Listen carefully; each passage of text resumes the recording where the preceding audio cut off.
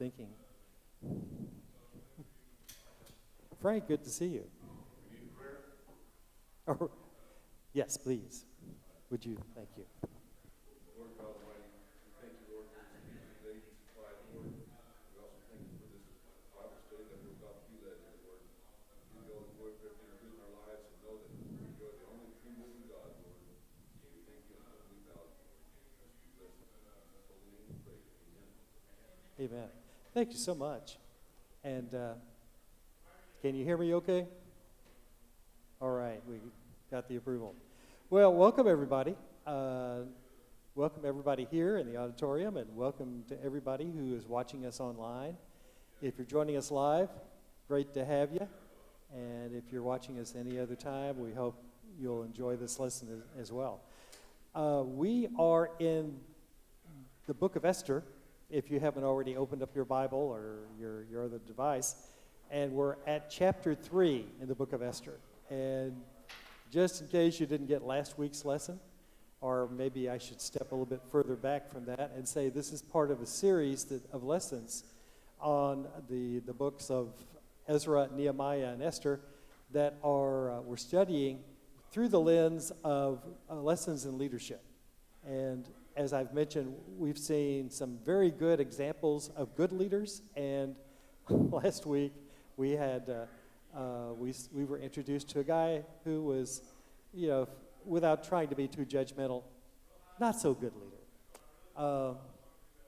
In fact, it's one of his decisions, a snap decision apparently, and not apparently one that was not made during a period of sobriety, that basically leads to a Miss Persia beauty contest.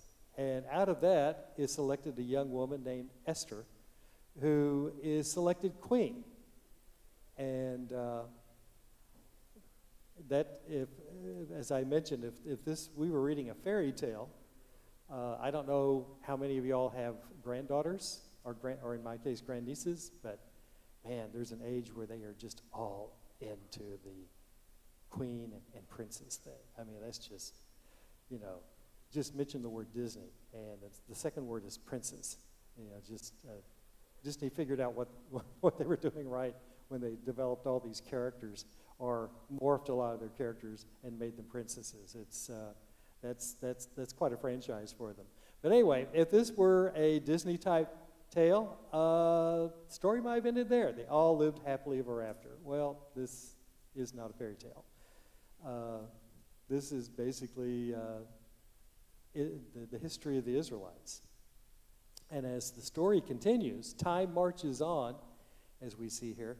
And before I go much further, I want to commend our good friend Darren, who made a comment last week about, we were talking about bad leaders, and Darren made the comment that bad leaders choose bad advisors. Oh, wow. That really sets us up for what we're going to be looking at today. Because as we get into chapter 3 opens with the words, "After these events." Not sure how much longer after Esther has been made queen and things are kind of rolling along. Not at a specific time frame, but time marches on. And during that time, we read that King Xerxes honored, and you can probably translate that word honored into promoted, Haman, son of Hammedatha, the Agagite, elevating him and giving him a seat of honor higher than that of all the other nobles. Now, this is the first we've been introduced to Haman. We don't know, up to this point, we really don't know anything about him. We didn't even know he was part of the story.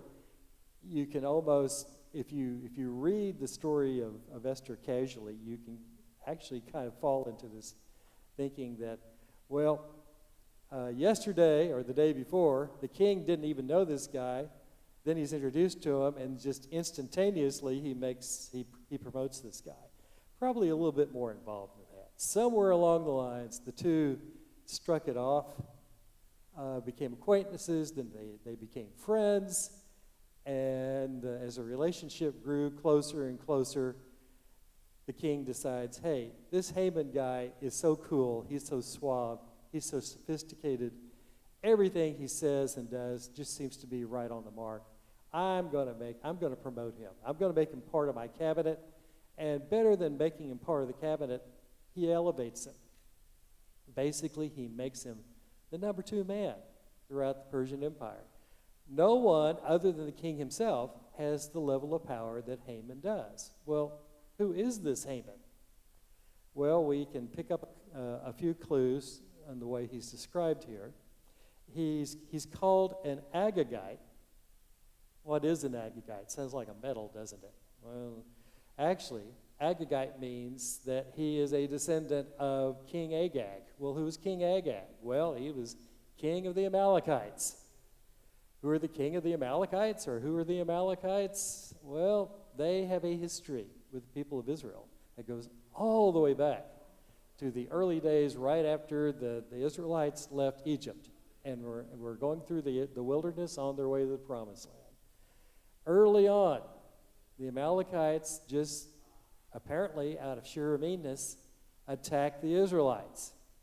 And basically because, especially the folks who are out on the fringe, the folks who are older, weaker, more vulnerable, they jump them, they attack them, they kill them, unprovoked for no good reason. God does not let this pass by unnoticed. He does something about it. In the book of Exodus, chapter 17, he commissions Joshua to go out and fight the Amalekites, which they do. And we won't get into the details of the story, but at the end of that battle, which the Israelites win, God promises, he swears to blot out completely the name of Amalek from under heaven. And fast forward, go into the book of 1 Samuel, chapter 15, when Saul is made king, and already Saul is running into a few problems about how faithful he is about being the king of Israel. God has something for him to do, and it's basically, I want you to wipe out the Amalekites and King Agag. Don't, put them all to death, put to death everything they own, even the livestock, and even the king. No exceptions. Well, if you're familiar with the book of 1 Samuel, you know how that turns out. Saul just basically messes up on that assignment, and that leads to God's rejection of Saul as king, leads to the anointment of David as king. But essentially, Haman is a descendant of this king that Saul woulda, coulda, shoulda put to death, but decides to make him a friend. And so he is a descendant. He is symbolic of this very troubled relationship between the Israelites and the Amalekites. And it may explain some of the things that we're about to read further on. But for all we know right now, Haman is the number 2 guy. He's kind of like the vice king, for lack of a better term, in the Persian Empire. Verse 2 says, all the royal officials at the king's gate knelt down and paid honor to Haman, for the king had commanded this concerning him. But Mordecai, and remember Mordecai is Esther's cousin and also Esther's guardian. And we were introduced to Mordecai last week when Esther was introduced as one of the candidates for the All Miss Persia Beauty Contest. Mordecai, we know he's a righteous kind of dude. He's a good guy. And for reasons of his own, he's not a lawbreaker, but for reasons of his own, Mordecai would not kneel down or pay Haman honor. Then the royal officials at the king's gate asked Mordecai, why do you disobey the king's command? Day after day they spoke to him, but he refused to comply. Therefore they told Haman, and probably just human nature, hey, this thing is going on and on and on and on and on. Let's, does Haman know that this guy over here, everybody but this guy over here is bowed down and giving him honor? This is less a situation of honest inquiry and, can we work out a win-win situation as, let's tell Haman and see what his response is. Because you kind of get the sense that maybe Haman's a little bit proud about the fact who he is and what everybody is supposed to be doing when he's in their presence. So, therefore, they told Haman about it to see whether Mordecai's behavior would be tolerated, for he had told them he was a Jew. And that may explain why Mordecai refused to bow down. Mordecai is familiar with the history of the Israelites. He's familiar with the relationship between the Israelites and the Amalekites. He knows who Haman is. And therefore, that may very well be the reason why Mordecai has decided, I'm not going to bow down before this guy. Nothing really personal. I just feel like I would be dishonoring God if I did this. So, anyway, he refuses day after day to submit to Haman, to show deference to him. The king's guards finally tell Haman, just to see what kind of response there is. And no surprise here, verse 5, when Haman saw that Mordecai would not kneel down or pay him honor, he was enraged. Now consider this. You're the second most powerful man in a worldwide empire. Basically, you've got it made. You don't have to worry about anything. Except falling out of favor with the king. But as long as you've got that, why do you need to worry about anything else? You've arrived. How many other people are number two like you? Well, there can only be one number two. But for some reason, that's just not enough for Haman. It just bugs him tremendously that there's this one guy out there, this one guy who at best is maybe a minor official in the empire, if he's that at all. And yet, Haman is just consumed with rage, with anger at this one particular character who otherwise had never heard of, didn't care about, hadn't even noticed. It had to be brought to his attention that Mordecai was not bowing down before him. Now he's aware of it, and he can't get it out of his system. He's angry, he's enraged, he's going to do something about it. In fact, he's going to do something more than just doing something about it. Verse 6, yet having learned who Mordecai's people were, he scorned the idea of killing only Mordecai. Instead, Haman looked for a way to destroy all Mordecai's people, the Jews, throughout the whole kingdom of Xerxes. Tells you something about the personality and the nature of Haman. The guy really knows how to carry a grudge, right? And that's part of human nature. You can let a little irritant like that just spill out, multiply, take over your life, control your thinking. Kind of scary. Maybe Haman himself is aware of the ongoing history between the Jews and the Amalekites. Maybe he has gotten it into his head that, hey, I'm going to be the avenging angel here for everything that was done to my people. This is my chance to strike back. Maybe so. But he does, for whatever reason, he goes ahead and does it. Verse 7, in the 12th year of King Xerxes, in the first month, the month of Nisan, that's not an automobile, that's the first month of the Jewish calendar.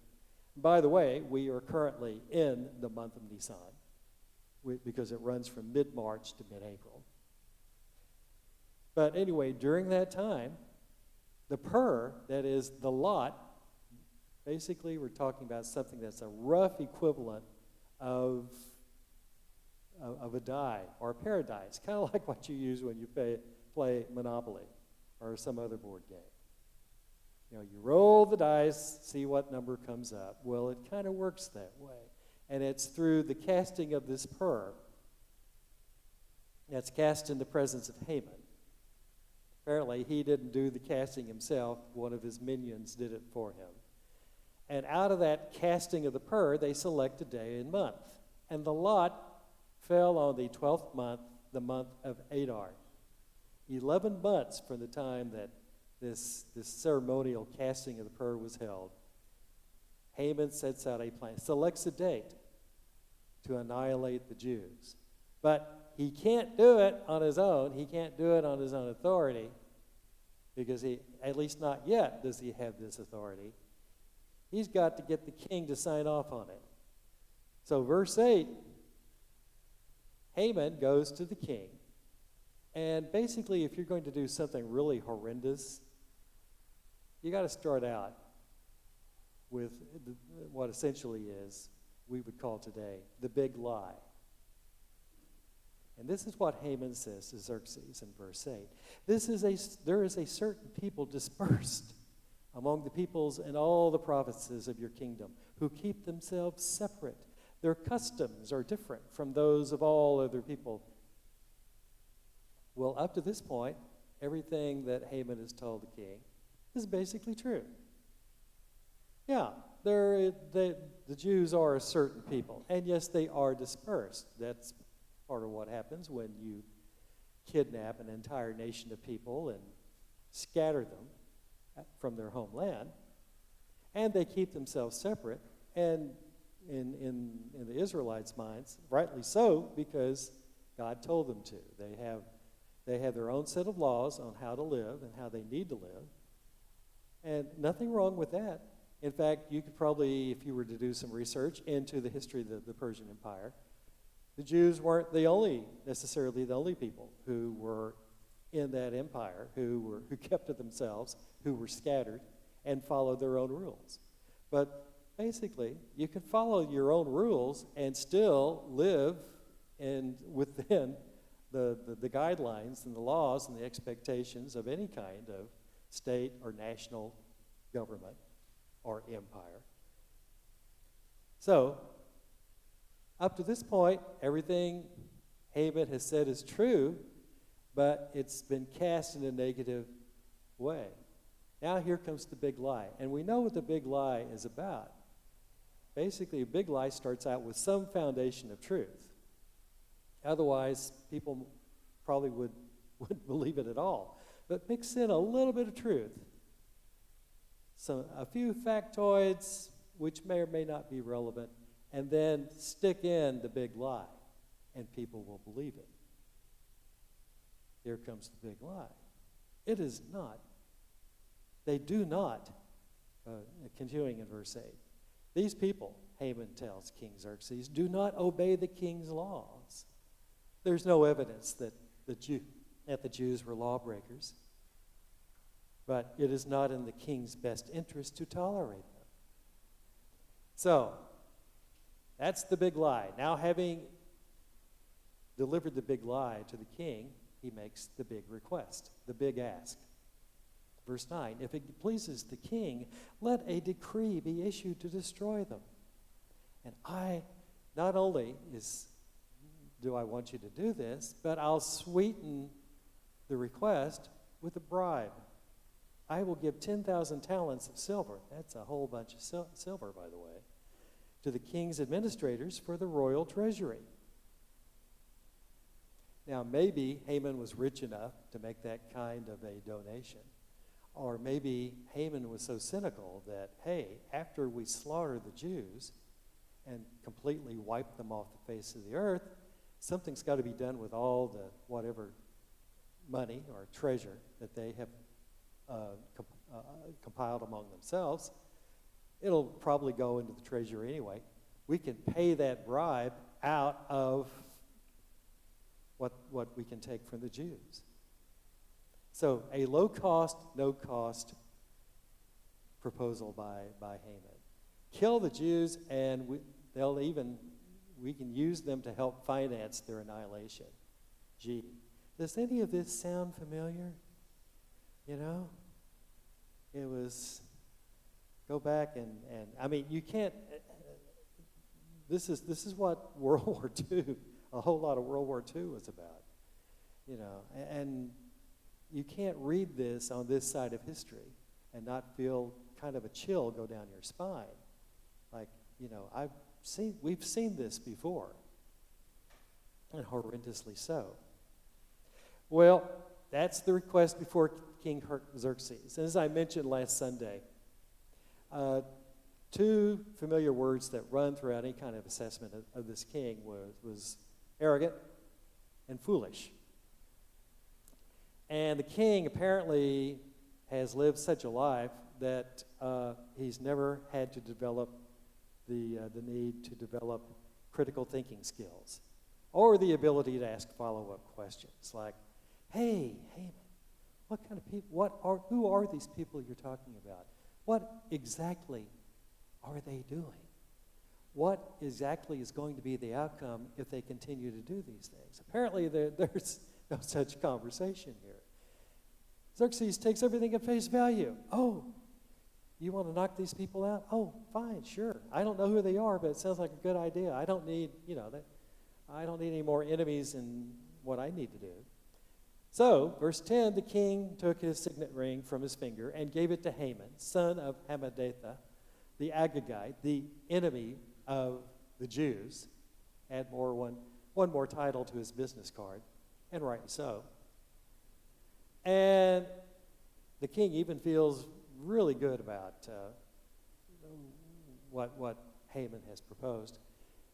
The king may have absolutely no idea who Haman is referring to. It may never occur to him that what Haman is proposing to do is to wipe out a sizable portion of his population. He just goes along with it, gives the signet ring. A signet ring is something more than going steady here. The signet ring basically was symbolic of power, symbolic of authority. Whoever had that signet ring essentially could act in the king's name. So, a very powerful situation arising here. And he says, verse 11, keep the money. Don't worry about having to bribe me with money. You can keep your money. Do with the people as you please. So, verse 12, on the 13th day of the first month of Nisan, that kind of corresponds to our calendar of March 26th. So, on March 26th of our calendar, the royal secretaries were summoned. They wrote out in the script of each province and in the language of each people. Keep in mind, as we mentioned last week, Persian Empire is this huge enterprise stretching all the way from Asia all the way over to Egypt and points in between. 127 satraps. Obviously, this is not an empire that could carry on by speaking only Persian. They had to, anything that the government did had to be translated in any number of languages, which apparently they had the capability of doing. And this is what they do. So, the king's edict is prepared in all these local dialects and languages, all Haman's orders to the king's satraps, the governors of the various provinces, and the nobles of the various peoples. They were written in the name of King Xerxes himself and sealed with his own ring, obviously by Haman, who now has the power and authority to do that because he has the king's signet ring.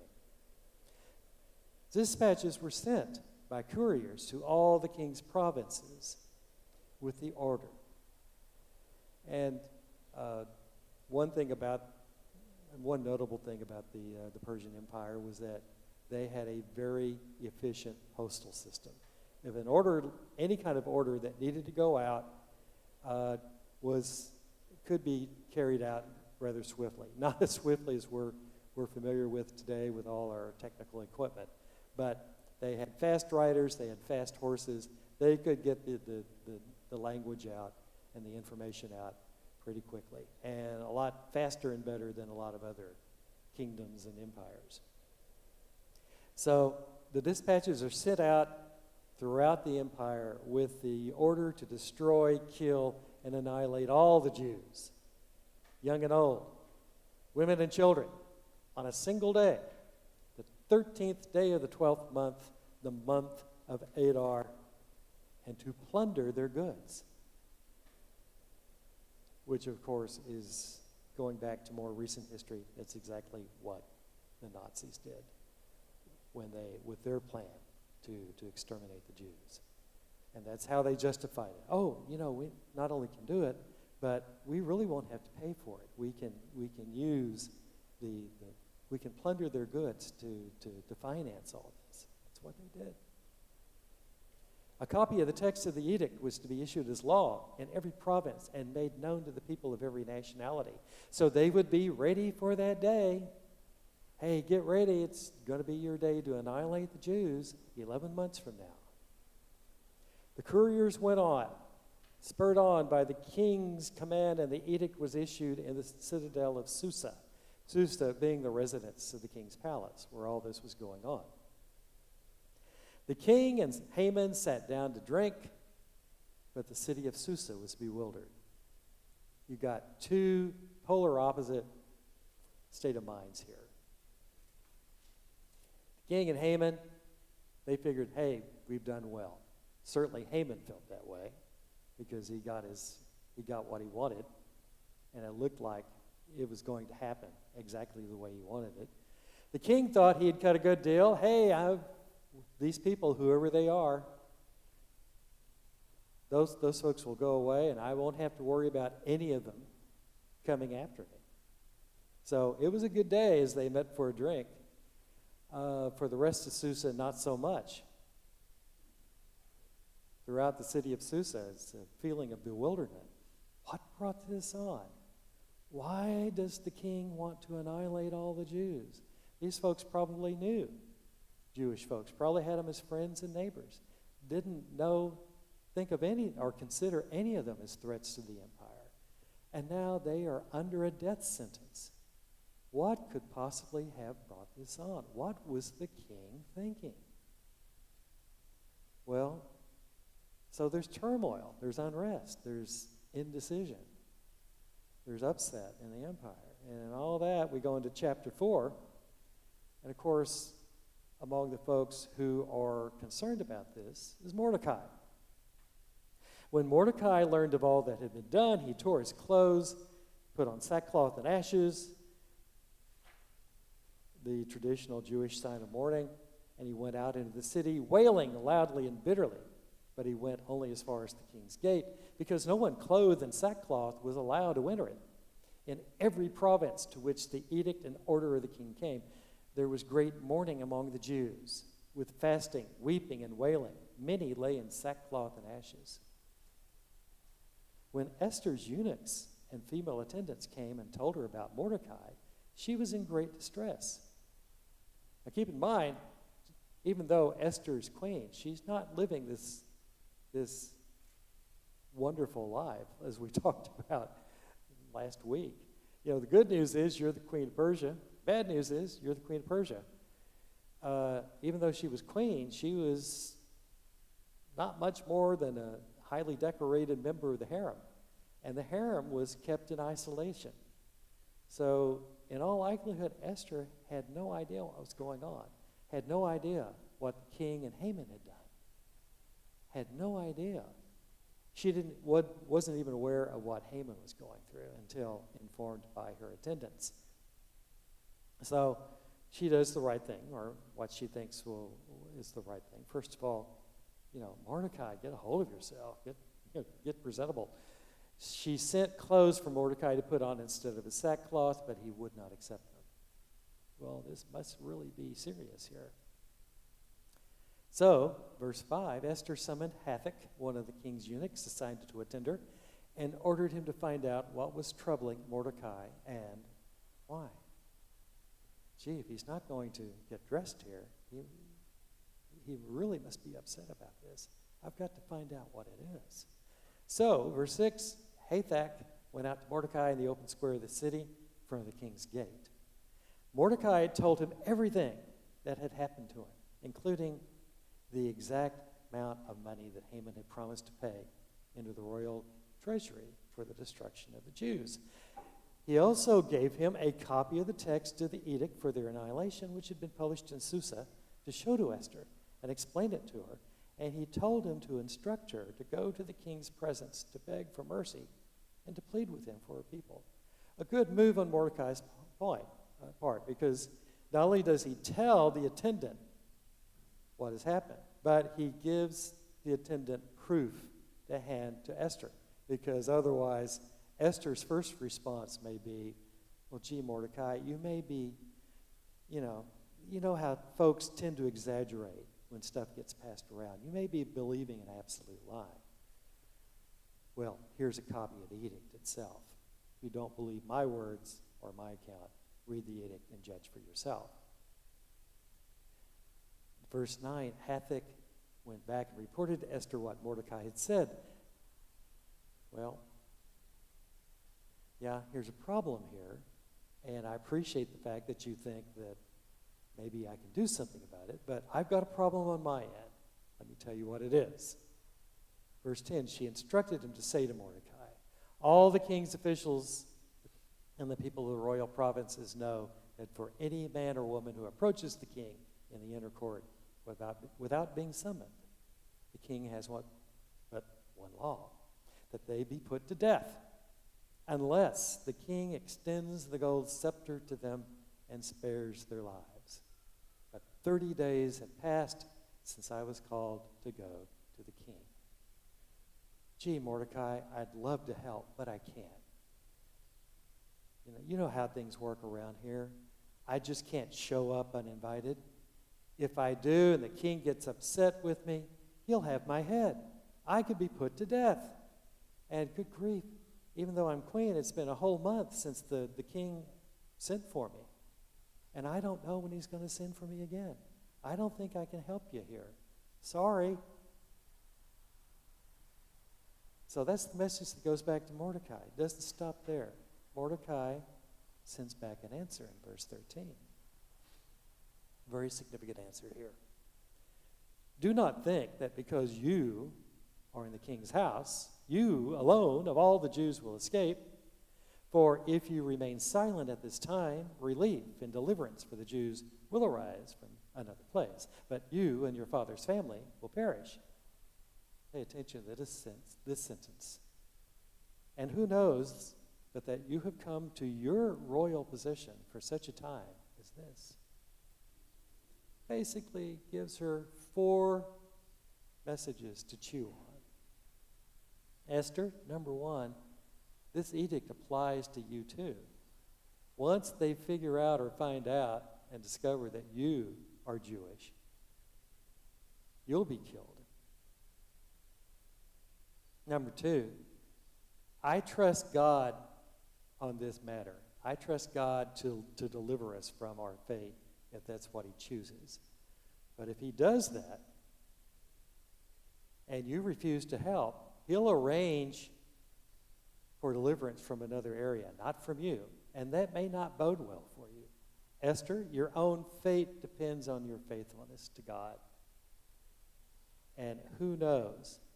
It may be the fact that you've been allowed, out of all the hundreds of women who were paraded in front of the king as part of this beauty contest, you were selected. That may not necessarily have been totally the king's decision. God may have influenced him to do that.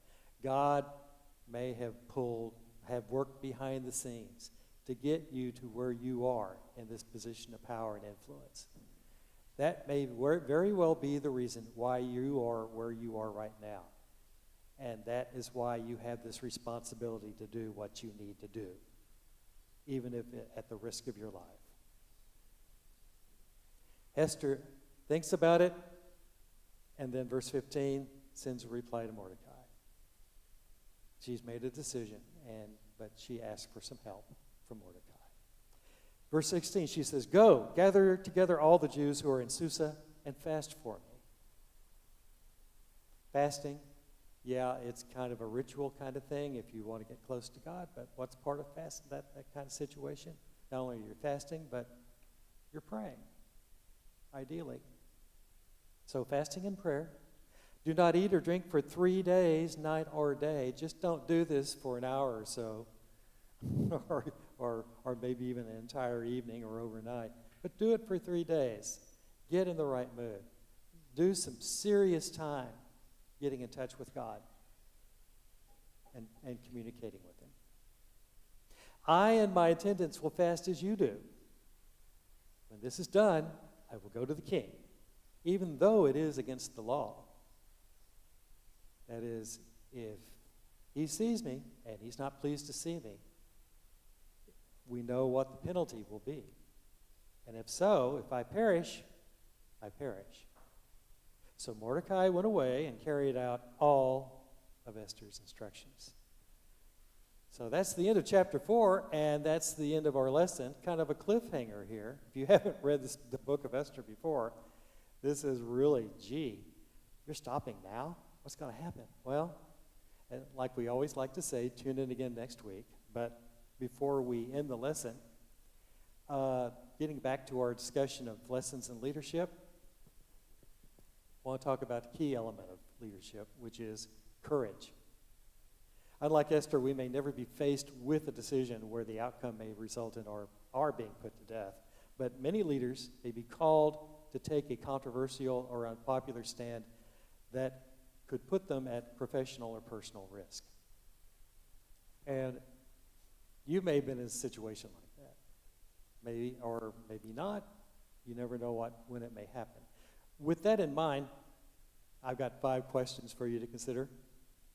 Number 1, how does Esther's initial response compare to the response that some leaders may give today if they're asked to take on a controversial issue? And we've all been around the track long enough to think of some folks and how they have responded to perilous or controversial situations and what the response has been.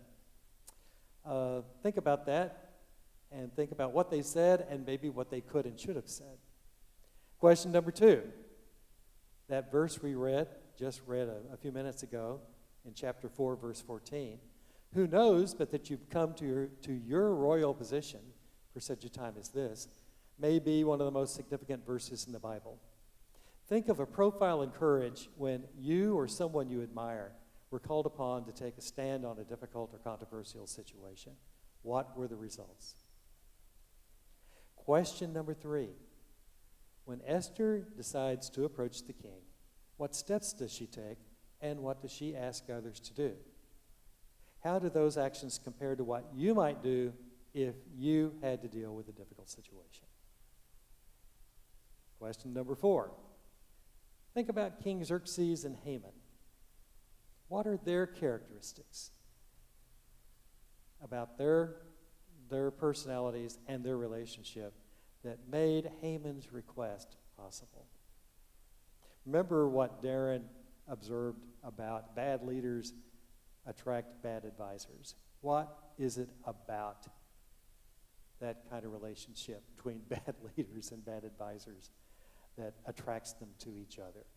And you can also ask the opposite question. What is it about good leadership, good leaders, that helps them to attract and bring in good advisors as well? And then finally, question number 5, how can God give leaders the abilities they need to make difficult decisions or take courageous stands? Some questions to mull over, think about in the coming week. If you haven't read today's text, which are chapters 3 and 4 in the book of Esther, we encourage you to read those or read them again as you consider these questions. And I've also come up with a list of scriptures on being courageous. And those include Genesis chapter 22, verses 1 through 19. Exodus chapter 14, verses 10 through 14. Psalm 125, the first 2 verses. Luke chapter 12, verses 47 and 48. John chapter 16, verses 29 through 33. 1 Corinthians chapter 16, verses 13 and 14. Ephesians chapter 6, verses 10 through 15. Philippians, the first chapter, verses 27 and 28. And 1 Peter chapter 5, verses 8 through 11. Well, that's our lesson for today, but if you're wondering how Esther's choice turns out, tune in again next week, because Esther's decision to approach the king leads to some surprising and rather swift results. So join us then, and if you would like to get prepared for that lesson next week, please read Esther chapters 5 through 7. Really appreciate everyone's time and attention. Thanks for joining us today. We'll see you next Sunday.